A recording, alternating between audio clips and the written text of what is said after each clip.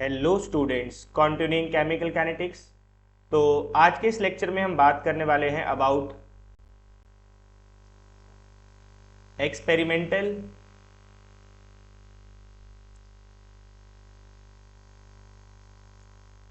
Determination of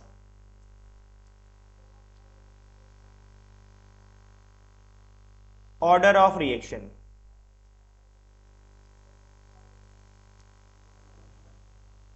तो ये बात पहले भी बहुत बार बताई जा चुकी है कि जो ऑर्डर ऑफ रिएक्शन होता है वो हमेशा एक्सपेरिमेंटली डिफाइन किया जाता है। आप सिर्फ एक रिएक्शन को देखकर ये नहीं बता सकते कि उस रिएक्शन का ऑर्डर क्या होने वाला है। तो आपको अगर किसी भी रिएक्शन का ऑर्डर डिफाइन करना है तो आपको उसके लिए कुछ एक्सपेरिमेंट परफॉर्म करने होंगे। तो ऑर्डर डिफाइन करने का जो पहला तरीका होता है उसको कहा जाता है initial rate law method. Initial rate law method. तो बहुत ज़्यादा इंपॉर्टेंट टॉपिक है ये बोर्ड्स के लिए। बोर्ड्स में इसका क्वेश्चन आता है, जेई के लिए, नीट के लिए और इवन एडवांस के लिए। तो इस मेथड में होता क्या है, बेसिकली इस मेथड में हम एक एक्सपेरिमेंट परफॉर्म करते हैं by varying the concentration of reactants, और हम ऑब्जर्व करते हैं रेट ऑफ रिएक्शन को। तो जैसे मान के चलिए आपके पास एक रिएक्शन है A plus B give rise to P और इसका रेट कांस्टेंट है K। अब आपके पास दो रिएक्टेंट है, तो अगर दो रिएक्टेंट होते हैं तो आप कम से कम 3 एक्सपेरिमेंट परफॉर्म करेंगे, और अगर आपके पास 3 रिएक्टेंट है तो आप कम से कम चार एक्सपेरिमेंट परफॉर्म करेंगे और डाटा को ऑब्जर्व करेंगे। तो जैसे हमारे पास एक रिएक्शन है, मान के चलिए 2A plus B give rise to P। तो एक्सपेरिमेंट कंसंट्रेशन ऑफ रिएक्टेंट को आप वेरी करते हैं। यहां पर ये क्वेश्चन ही एक तरीके से क्वेश्चन ऐसे ही दिया जाएगा आपको, कंसंट्रेशन ऑफ बी और रेट ऑफ रिएक्शन किस तरीके से वेरी हो रहा है ये आपको यहां पे दिया जाएगा। तो फर्स्ट एक्सपेरिमेंट है जिसमें आपने कंसंट्रेशन ऑफ ए को रखा है 0.1 और कंसंट्रेशन ऑफ बी को रखा है 0.1 और रेट ऑफ रिएक्शन है 6 इंटू 10⁻⁻3। फिर सेकेंड एक्सपेरिमेंट परफॉर्म किया है जिसमें कंसंट्रेशन ऑफ ए को रखा गया है 0.3, कंसंट्रेशन ऑफ बी को रखा गया है 0.2 और रेट ऑफ रिएक्शन ऑब्जर्व किया गया है 7.2 इंटू 10⁻⁻2। फिर थर्ड एक्सपेरिमेंट परफॉर्म किया गया है जिसमें कंसंट्रेशन ऑफ ए है 0.3, कंसंट्रेशन ऑफ बी है 0.4 और रेट ऑफ रिएक्शन है 2.88 इंटू 10⁻⁻1। ये सब एक्सपेरिमेंटल डाटा है जो नोट किया जा रहा है। और फिर कंसंट्रेशन ऑफ ए को रखा गया है 0.4 और कंसंट्रेशन ऑफ बी को रखा गया है 0.1 और रेट ऑफ रिएक्शन है 2.4 इंटू 10⁻⁻2। तो क्या हुआ इस क्वेश्चन में, आपने कंसंट्रेशन ऑफ ए और कंसंट्रेशन ऑफ बी को वेरी किया है और उसके रिस्पेक्ट में आपने रेट ऑब्जर्व किया है कि रिएक्शन कितनी स्पीड अप हो रही है, कितनी स्लो डाउन हो रही है। अब आपसे इस क्वेश्चन में पूछा जा रहा है कि पहला पार्ट है प्रिडिक्ट ऑर्डर ऑफ रिएक्शन और सेकंड आपसे कहा जा रहा है राइट रेट लॉ।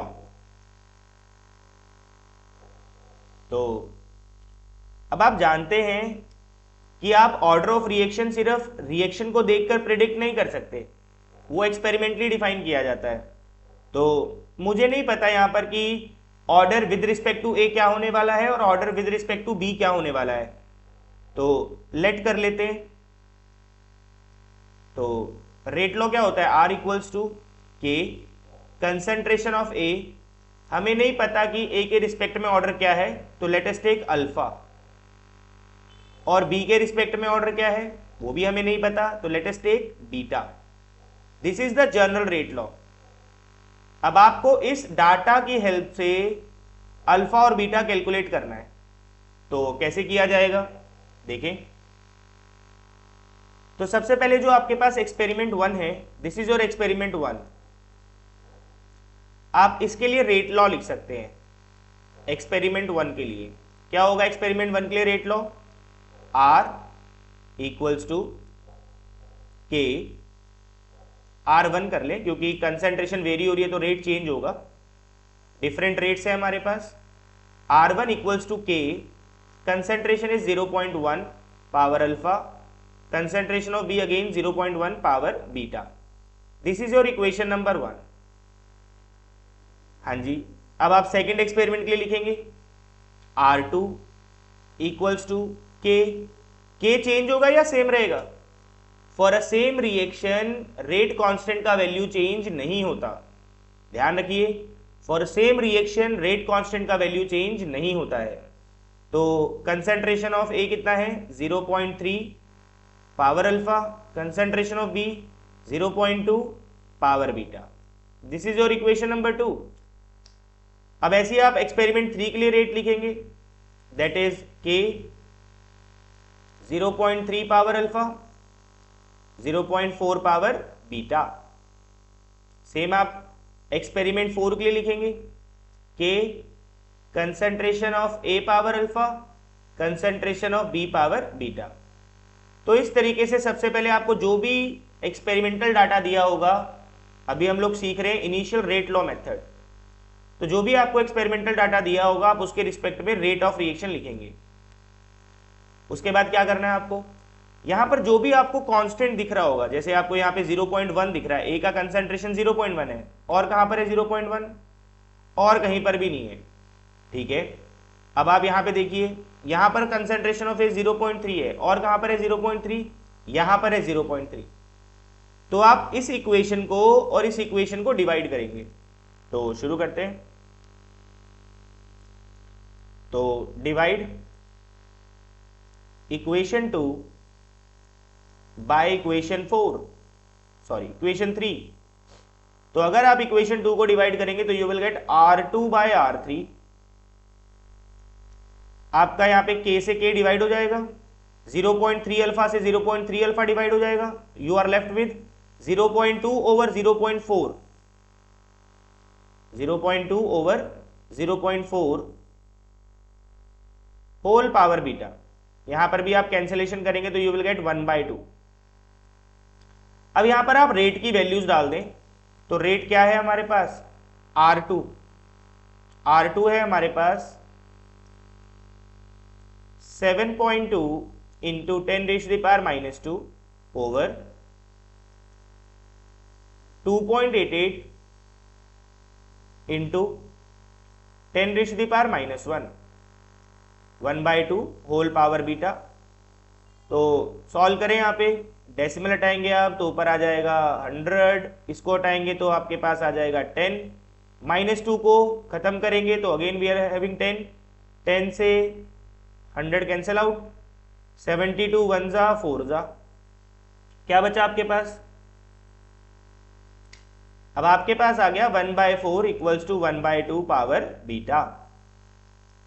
अब आपको पता है कि अगर आपको पावर कंपेयर करने हैं तो आपके बेसिस इक्वल होने चाहिए, तो आप 1/4 को कैसे लिख सकते हैं? 1/2 का होल स्क्वायर। अब बेसिस इक्वल है तो पावर कंपेरेबल होंगी, तो यहां से बीटा कितना आ गया? बीटा आ गया 2। तो क्या किया था हमने यहां पे? हमने यहां पर पहले देखा कि कौन सी कंसेंट्रेशन कांस्टेंट है। ए की कंसेंट्रेशन यहां पे कांस्टेंट थी सेकंड और थर्ड इक्वेशन में, तो हमने इनको डिवाइड कर लिया। अब आप बी को देखें, बी यहां पे 0.1 है, और कहां पर है 0.1? यहां पर है 0.1। तो आप अब फर्स्ट और फोर्थ को डिवाइड करेंगे, तो डिवाइड इक्वेशन 1 बाय इक्वेशन 4। तो जब आप डिवाइड करेंगे तो you will get R1 bye R4। तो R1 का वैल्यू है 6 इंटू 10⁻⁻3 और R4 का वैल्यू है 2.4 इंटू 10⁻⁻2। K से K डिवाइड हो जाएगा, 0.1 बीटा से 0.1 beta, we are left with 0.1 power alpha upon 0.4 power alpha, तो 0.1 ओवर 0.4 पावर अल्फा। तो यहाँ पर आपके पास बचा 1/4, डेसिमल हटाओगे तो ऊपर 10 आ जाएगा, -3 इसके साथ एडजस्ट होगा तो यहाँ 10 बचेगा, 10 से 10 खत्म, 6 1 जा 4 जा, तो 1/4 इक्वल्स टू 1/4 पावर अल्फा आ गया। कंपेयर करेंगे, बेसिस इक्वल है, तो अल्फा का वैल्यू कितना आ गया, 1 आ गया। अल्फा का वैल्यू कितना आ चुका है, 1 आ चुका है। तो ये था हमारे पास इनिशियल रेट लॉ मेथड, जिसमें आपको एक्सपेरिमेंटल डाटा दिया जाता है और आप जस्ट क्या करते हैं, आप देखते हैं कि जब कंसंट्रेशन ऑफ बी कांस्टेंट था, मतलब सिर्फ ए का कंसंट्रेशन चेंज हुआ है, तो आपने देखा कि रेट में कितना चेंज आया है, उसके हिसाब से आपने ऑर्डर प्रेडिक्ट किया है। फिर आपने एक बार ए को कांस्टेंट रखा और बी की कंसंट्रेशन को वेरी कर देखा कि रेट में कितना चेंज आ रहा है, तो उसके रिस्पेक्ट में आपने ऑर्डर देखा कि बी का ऑर्डर क्या होने वाला है। तो अब हमारे पास अल्फा भी आ चुका है और बीटा भी आ चुका है, अल्फा इज 1 बीटा इज 2, तो क्या हो जाएगा rate law, R equals to K A power 1 B power 2। तो order with respect to A कितना है, this is called rate law, ये रेट लॉ लिख दिया हमने यहाँ पे। तो order with respect to A कितना है 1, order with respect to B कितना है 2, और ओवरऑल ऑर्डर ऑफ रिएक्शन क्या है, ओवरऑल ऑर्डर ऑफ रिएक्शन क्या है, it is sum of exponents. तो यहां पर अभी आपने ये समझा है कि जो ऑर्डर होता है वो सिर्फ एक्सपेरिमेंटली डिफाइन किया जा सकता है। तो अभी हमने सीखा by initial rate law method, जिसमें आपको कुछ एक्सपेरिमेंटल डाटा दिए होते हैं, तो आप उसमें एक्सपेरिमेंट के हिसाब से इक्वेशन फॉर्म करते हैं, और जो भी आपको कांस्टेंट दिख रहा है जस्ट उन इक्वेशंस को आप डिवाइड कर लें, तो you will get alpha and beta respectively. तो जैसे एक और क्वेश्चन देखते हैं, आपको अगेन एक एक्सपेरिमेंट दिया जा रहा है, क्वेश्चन ही है,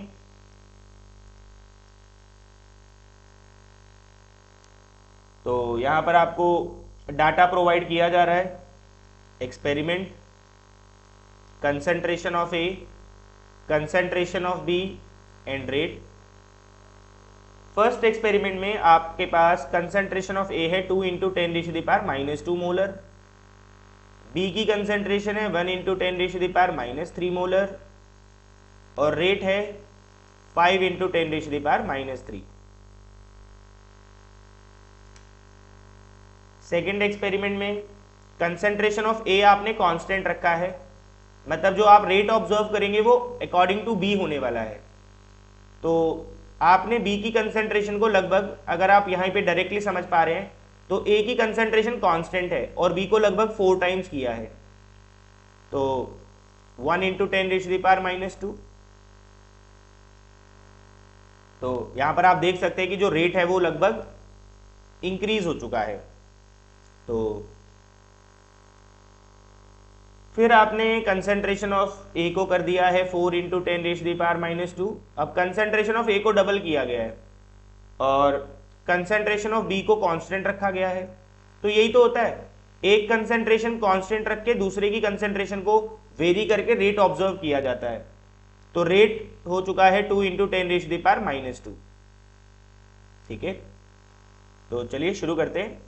अगेन सबसे पहले आपको यहां पे लिखना है, आपको डिफाइन करना है ऑर्डर ऑफ रिएक्शन, या प्रेडिक्ट करना है ऑर्डर ऑफ रिएक्शन। तो आप जानते हैं कि जो ऑर्डर ऑफ रिएक्शन होता है वो सिर्फ एक्सपेरिमेंटली ही डिफाइन किया जा सकता है। आप उसको by seeing the coefficients, stoichiometric coefficient, आप उसको देखकर जज नहीं कर सकते हैं। तो ठीक है, सबसे पहले फर्स्ट इक्वेशन है आपके पास, उसके लिए आप इसका पहले रेट लॉ लिखें, R equals to k concentration of A power alpha, concentration of B power beta. यह आपका रेट लॉ है और आपको नहीं पता है कि अल्फा और बीटा क्या होने वाले हैं। तो जब भी आपको ये एक्सपेरिमेंटल डाटा दिखे तो आपको समझ जाना है कि आप कर रहे हैं इनिशियल रेट लॉ मेथड, तो जिसमें आपको इक्वेशन बनानी होती है। तो सबसे पहले आप R1 लिखेंगे, R1 equals to k, concentration है 2 × 10⁻² power alpha, concentration of B है 1 × 10⁻³ बीटा। ऐसे ही आप सेकंड इक्वेशन लिखेंगे R2, equals to k 2 into 10 raise the power -2 alpha 4 into 10 raise the power -3 beta. फिर ऐसे ही आप R3 लिखेंगे 4 into 10 raise the power -2 alpha और 1 into 10 raise the power -3 beta. ये आपकी इक्वेशन 1 है, this is your equation 2 and this is your equation 3। क्या करना है यहाँ पे, जो आपको कांस्टेंट दिख रहे हैं, जो भी कंसेंट्रेशन आपको कांस्टेंट दिख रही हैं, आप जस्ट उनको डिवाइड कर लें। तो यहाँ पर एक ही कंसेंट्रेशन कांस्टेंट है, यहाँ पर भी एक ही कंसेंट्रेशन कांस्टेंट है, तो डिवाइड करेंगे इक्वेशन 1 को इक्वेशन 2 से, तो R1 अपॉन R2 क्या बचेगा हमारे पास, लगभग 1/2 आ जाएगा डिवाइड करके, और k से k कैंसिल आउट, यहाँ पर ये कैंसिल आउट, यहाँ पर आपके पास आ गया 1/4 होल पावर बीटा। अब अगर आपको पावर कंपेयर करनी है तो बेसिस इक्वल होने चाहिए, तो 1/4 को आप ऐसे लिख सकते हैं 1/2 का होल स्क्वायर, बाहर बीटा भी है, तो यहां से कंपेयर करने पर पावर कितनी आ रही है 2 बीटा इक्वल्स टू 1, तो यहां से बीटा किसके बराबर आ जाएगा 1/2 के बराबर आ जाएगा। इस तरीके से आपने बीटा कैलकुलेट कर लिया। सिमिलरली अब आप किसको डिवाइड कर लें, यहां पर आप देखें तो बी की कंसेंट्रेशन कांस्टेंट है, यहां पर भी बी की कंसेंट्रेशन कांस्टेंट है, तो आप डिवाइड कर लें 1/3। तो अगर आप इक्वेशन 1 को डिवाइड करेंगे इक्वेशन 3 से,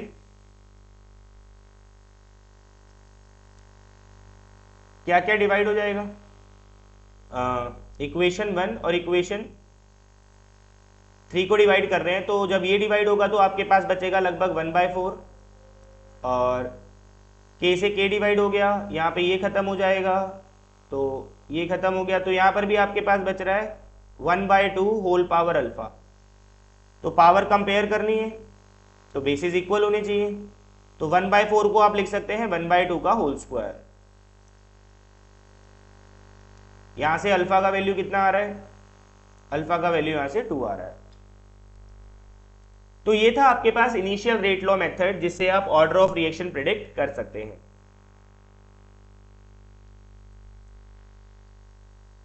अब हमारे पास नेक्स्ट है दूसरा मेथड जिससे आप ऑर्डर ऑफ रिएक्शन निकाल सकते हैं, वो है half life method.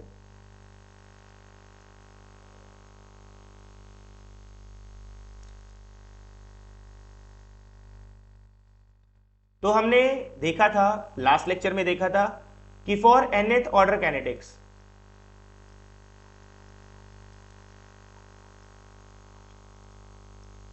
T half of nth order is inversely proportional to initial concentration of reactant power n-1। ये आप कंसेंट्रेशन की टर्म में भी लिख सकते हैं और यही चीज आप इनिशियल प्रेशर की टर्म में भी लिख सकते हैं। ये लास्ट क्लास में हम लोगों ने ड्राइव किया था, वहां से आप देख सकते हैं। तो अगर हम इसका जर्नलाइज फॉर्म बनाना चाहें तो जर्नल फॉर्म ड्राइव करते हैं इसका। अगर आपको ऑर्डर निकालना है तो आप कैसे निकाल सकते हैं, तो मान के चलिए किसी nth ऑर्डर के लिए हमें नहीं पता कि उसका ऑर्डर क्या है, तो nth ऑर्डर के लिए आपको कुछ डाटा प्रोवाइड किया गया है कि जब आपके पास फर्स्ट हाफ लाइफ आपको दी गई है, आपको कुछ डाटा दिया जाएगा यहाँ पे, जैसे मान के चलिए आपको T half first half life आपको दी गई है और उस टाइम पर आपको इनिशियल कंसेंट्रेशन दी गई है A1। फिर आपको सेम ऑर्डर रिएक्शन के लिए एक सेकेंड हाफ लाइफ दिया गया है जब इनिशियल कंसेंट्रेशन है A2। यह आपको डाटा प्रोवाइड किया गया है। अब आपको बताना है इस रिएक्शन का ऑर्डर क्या है, ठीक है। तो आपको पता ही है कि हाफ लाइफ किसके बराबर होती है, half life first half life upon second half life. आपको जस्ट क्या करना है, इसको डिवाइड ही करना है।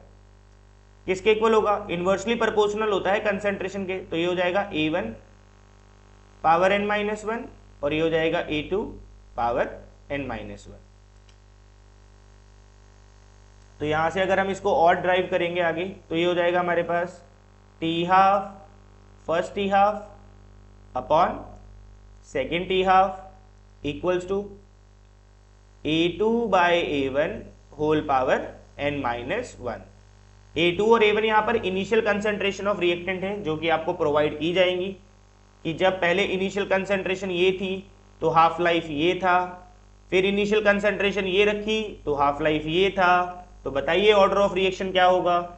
तो आप इस इक्वेशन से इजीली n निकाल सकते हैं, n is the order of reaction. अगर आप और इसको सॉल्व करना चाहते हैं तो take log on both side, तो अगर लॉग लेंगे तो क्या हो जाएगा, ये take log on both side, तो ये हो जाएगा log m by n that is equals to log m minus log n equals to n-1 आगे आ जाएगा। log x पावर a होता है a log x, तो n-1 आगे आ जाएगा। log m by n क्या होता है, log m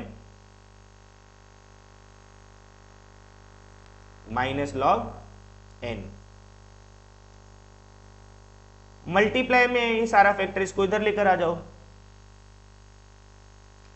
तो क्या बचेगा मेरे पास, n माइनस का 1 उस तरफ चला जाएगा, 1 plus log of first T½ minus log of second T½ over log of A2 minus log of A1।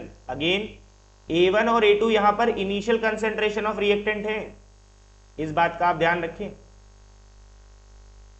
तो ये आपके पास हाफ लाइफ मेथड, अगर आपको इनिशियल कंसेंट्रेशन दी गई है और हाफ लाइफ प्रोवाइड की गई है तो आप इस फॉर्मूला से भी कैलकुलेट कर सकते हैं।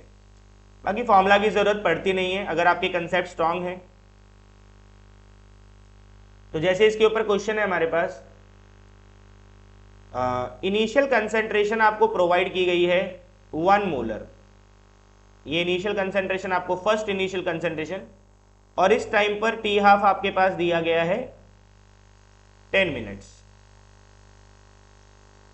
फिर अगेन आपको second data, second initial concentration आपने चेंज कर दिया सेम रिएक्शन के लिए, ये आपने कर दिया है अब 2 मोलर, इनिशियल कंसेंट्रेशन को आपने लगभग दुगना कर दिया, डबल कर दिया, और आप देख रहे हैं कि T½ ये डाटा आपको दिया गया, this is your first T½ and this is your second T½ T½ अभी भी 10 मिनट है, मतलब कंसंट्रेशन तो बदल रही है लेकिन T½ पर कोई फर्क नहीं पड़ रहा। तो आपको पता ही है कौन सा ऑर्डर था जिसमें आप कंसंट्रेशन तो चेंज करते हैं लेकिन हाफ लाइफ पे फर्क नहीं पड़ता। अगर आपको याद हो तो आपने फर्स्ट ऑर्डर रिएक्शन में हाफ लाइफ किया था, हाफ लाइफ का फॉर्मूला था 0.693 अपॉन के। फर्स्ट ऑर्डर रिएक्शन होती है जिसमें आप कंसंट्रेशन को वेरी करेंगे तो हाफ लाइफ पे कोई फर्क नहीं पड़ता। तो अगर आपके कंसेप्ट स्ट्रांग है तो इसका आंसर आ चुका है, कंसंट्रेशन को डबल कर दिया लेकिन हाफ टाइप पे फर्क ही नहीं पड़ रहा, मतलब ये रिएक्शन फर्स्ट ऑर्डर थी तो इसका ऑर्डर फर्स्ट ऑर्डर होगा। बाकी अगर आपको ऐसे नहीं समझ में आ रहा है तो आप इसके लिए क्या कर सकते हैं, फॉर्मूला तो है ही आपके पास, तो आपको पता ही है T½ first T½ upon second T½ equals to A2 by A1, यही है आपके पास A2, ये है आपके पास A1 पावर n-1। तो यहाँ पे T½ अगर आप डालेंगे तो यहाँ पे 10 आएगा, यहाँ पे भी 10 आएगा, 10 बाय 10 कितना हो जाएगा, 10 बाय 10 हो जाएगा 1, तो 1 इक्वल्स टू 2 पावर n-1। अगर आपको पावर कंपेयर करनी है तो बेसिस का इक्वल होना जरूरी है, तो क्या 1 को ऐसे लिखा जा सकता है 2 पावर 0, क्योंकि एनीथिंग पावर 0 इज 1। तो यहां से आपका n-1 किसके इक्वल आएगा, 0 के इक्वल आएगा, और n किसके इक्वल आएगा, 1 के इक्वल आएगा। तो इधर तो पेन चलाने की जरूरत भी नहीं थी, ये तो देख के ही पता लग रहा था कि यहाँ पर आपने कंसंट्रेशन को चेंज किया है, लेकिन हाफ लाइफ टाइम पे कोई फर्क नहीं पड़ा है। नेक्स्ट क्वेश्चन है जैसे आपके पास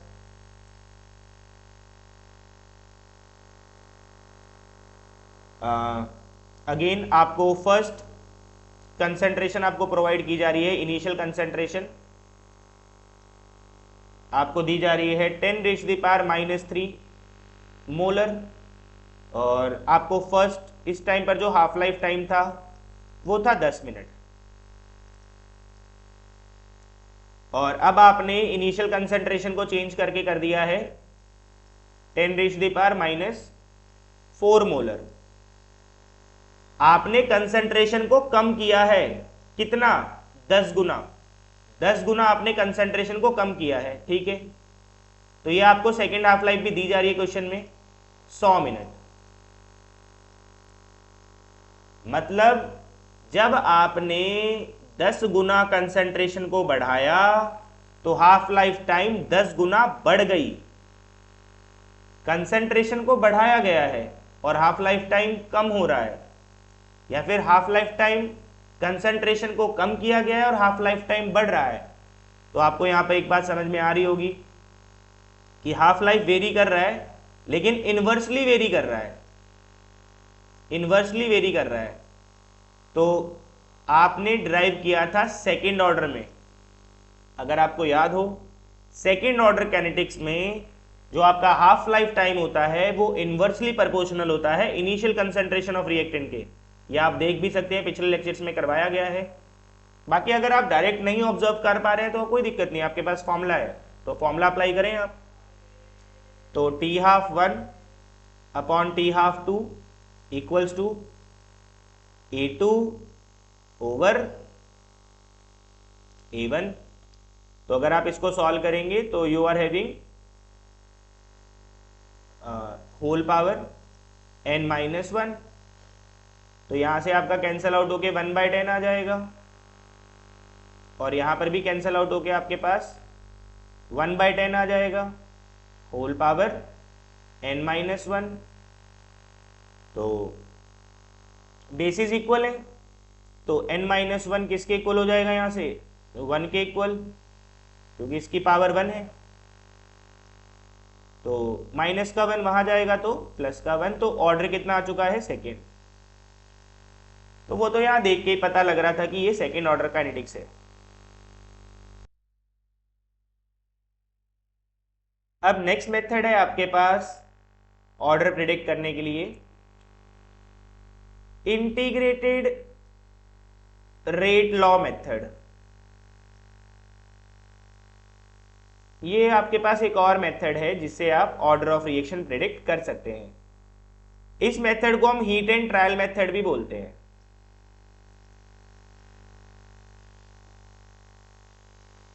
तो इसमें होता क्या है बेसिकली, इसमें आपको कोई एक रिएक्शन है, मान के चलिए आपके पास एक रिएक्शन है कि A + B give rise to P, जिसका रेट कांस्टेंट K है। अब आपसे कहा जाएगा इसका ऑर्डर ऑफ रिएक्शन बताएं, तो आपको कुछ डाटा प्रोवाइड किया जाएगा, लाइक एट टाइम T1 आपको कुछ कंसंट्रेशन ऑफ रिएक्टेंट प्रोवाइड की जाएगी A1, at time T2 A2, at time T3 A3, at time T4 A4। इस तरीके से आपको डाटा दिया जाएगा और आपको बताना होगा कि इस रिएक्शन का ऑर्डर क्या होने वाला है। तो यहां पर बेसिकली आपको जस्ट अपना रैंडमली ट्राई करना है कि आपको एज्यूम करके चलना है कि ये कौन सा ऑर्डर हो सकता है। तो यहां पर आपको बार बार चेक करना पड़ेगा कि ये कौन सा ऑर्डर हो सकता है। तो लेट अस एज्यूम, मान के चलते हैं कि हमारे लिए, हमें नहीं पता कि इसका ऑर्डर क्या होगा, let us assume that it is a zero order reaction. ये आप मान के चल रहे हैं, अभी जीरो ऑर्डर हो भी सकती है और नहीं भी हो सकती। तो ये तो हम अपना लक ट्राई कर रहे हैं यहाँ पे कि हो सकता है जीरो ऑर्डर हो जाए। तो कैसे करना है, तो आपको पता है जीरो ऑर्डर रिएक्शन के रेट कांस्टेंट की इक्वेशन क्या है। For zero order rate constant equals to A0 minus AT upon T। तो आपको क्या करना है, सबसे पहले यहां पर आपको K1 निकालना है। इनिशियल कंसंट्रेशन A1 है, फाइनल कंसंट्रेशन आपके पास T2 है, तो A2 है, तो A0 इज A1 और after time T2 is A2 upon T2। यहां से आप सॉल्व करके K1 निकालेंगे, फिर अगेन आप K2 निकालेंगे सेकेंड डाटा लेकर। इनिशियल कंसंट्रेशन क्या है A1, final concentration after time T3 is A3 upon T3। तो जस्ट आपने दो रेट कांस्टेंट कैलकुलेट कर लिए। अब आप एक बात तो जानते हैं, एक पर्टिकुलर रिएक्शन के लिए रेट कांस्टेंट की वैल्यू चेंज नहीं होती है। तो अगर यहां पर K1 इक्वल आ गया K2 के, तो इसका मतलब ये जीरो ऑर्डर की कैरेक्टरिस्टिक इक्वेशन को सेटिस्फाई कर रहा है। तो यहां पर आपका आंसर क्या हो जाएगा, जीरो ऑर्डर। अगर ये जीरो ऑर्डर के लिए फेल हो गया, तब आपको ऐसे ही ट्राई करना है फर्स्ट ऑर्डर के लिए।